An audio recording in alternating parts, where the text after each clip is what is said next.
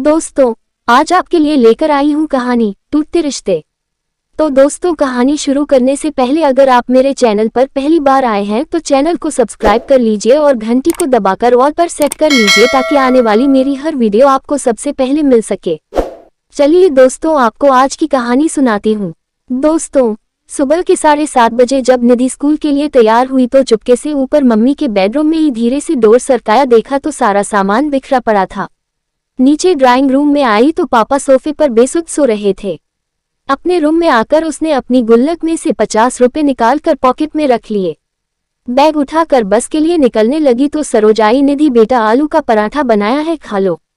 निधि ने मायूस नजरों से सरोज आंटी को देखा। नहीं आंटी, भूख नहीं है।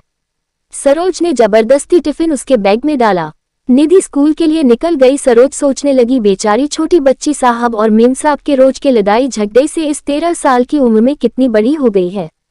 सरोज पिछले 10 सालों से नेहा व नरेश के यहाँ काम कर रही है।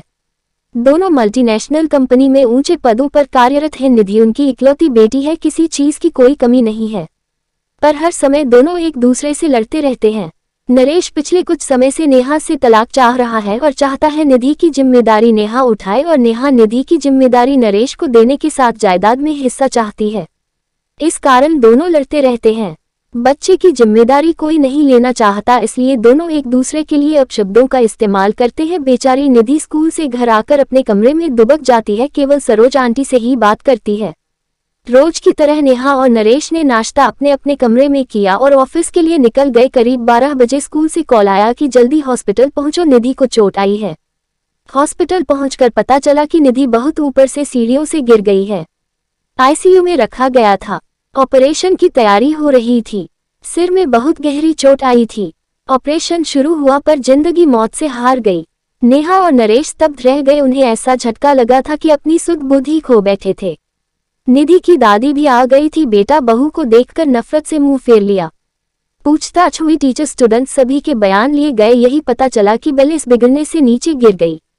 13वां के बाद नरेश ने अपनी मां को रोकना चाहा पर उन्होंने आंखों में आंसू भरकर कहा, तुम दोनों खूनी हो, तुम्हारी जिद मेरी पोती को खाई। मैं उसे अपने साथ ले जाना चाहती थी पर तुम दोनों ने उसे अपने अहम का मोहरा बनाकर उसकी जान ले ली।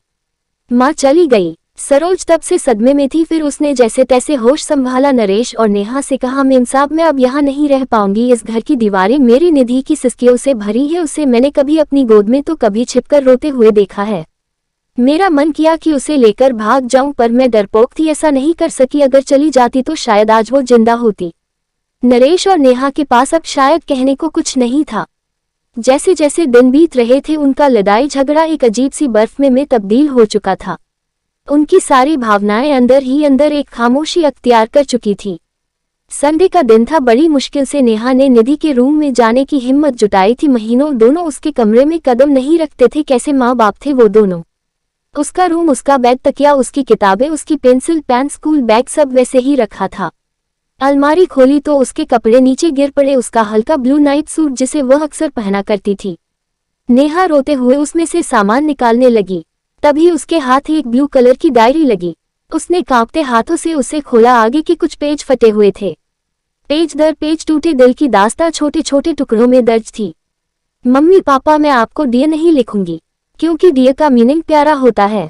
पापा, आप मम्मी को कहते हो कि तुम्हारी बेटी, और मम्मी आप पापा को कहते हो तुम्हारी बेटी। आप दोनों ये क्यों नहीं कहते कि बेटी।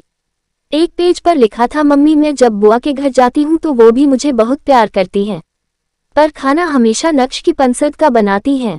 मम्मा मुझे राजमा बहुत पसंद है। मैंने आपको बनाने को कहा था पर आपने कहा मुझे परेशान मत करो।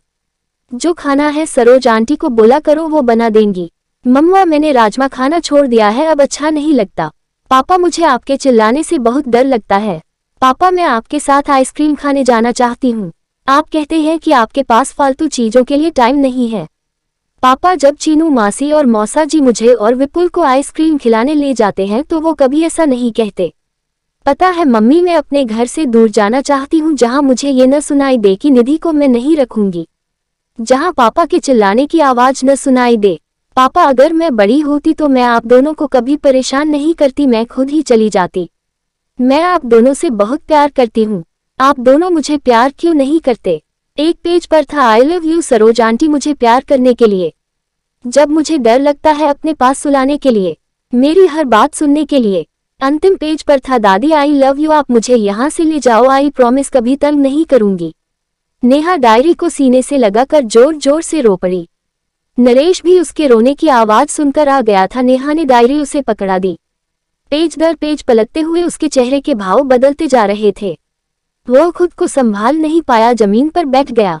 नेहा रोते हुए बोली, नरेश पता है वो एक्सीडेंट नहीं, आत्महत्या थी, सुसाइड था। जिस रिश्ते को हम बोझ समझते थे, हमारी निधि ने उससे हमें आजाद कर दिया।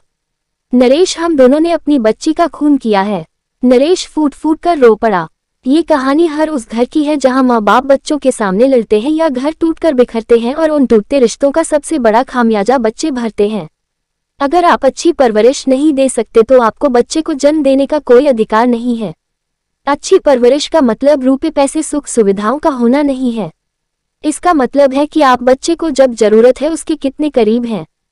तो दोस्तों, कैसी लगी कहानी? तो वीडियो को लाइक करके चैनल को सब्सक्राइब कर लीजिए और घंटी को दबाकर ऑल पर सेट कर लीजिए ताकि आने वाली हर वीडियो आपको सबसे पहले मिल सके। और मैं मिलती हूँ आपसे अगली वीडियो में। तब तक के लिए अपना ख्याल रखें, स्वस्थ रहें, मस्त रहें। धन्यवाद।